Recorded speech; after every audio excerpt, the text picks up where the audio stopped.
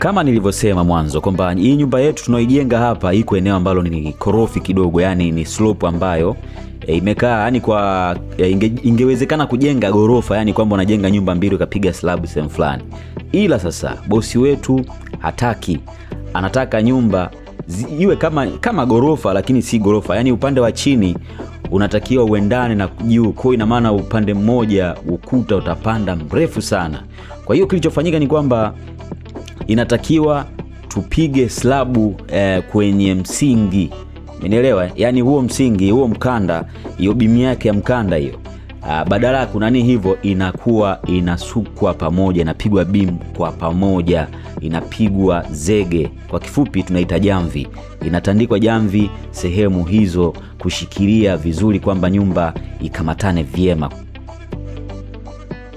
Kwa hiyo hapo ndo kinachofanyika, na ndio maana ukiangalia huku chini kumepushuka, alafu kule juu. Kwa hiyo inatakiwa level ya huku chini ipande ifanane na kule juu kwa sababu viendane. Kwa hiyo ndugu yangu, hii nyumba ilichukua muda kiasi fulani kwa ajili ya kutengeneza hilo jamvi. Tulipiga mawe ya kutosha, ikapigwa mchanga juu, tukapiga dawa.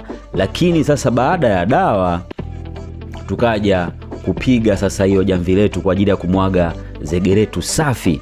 Kwa kama unavyoiona hapo chini kumeshuka, kwa inakuwa kama ngazi. Kuna sehemu ya kupanda ngazi, utaiona huko mbele ili kwenda kule chini. Utaielewa vizuri baadaye itakapofikia sehemu nzuri. Chini kule kuna kumwagwa jamvi sasa hivi kutakuwa sawa na huku, yani ukuta wake inatakiwa uje sehemu moja. Kwa paa linakuwa ni moja tu, sio paa mbili.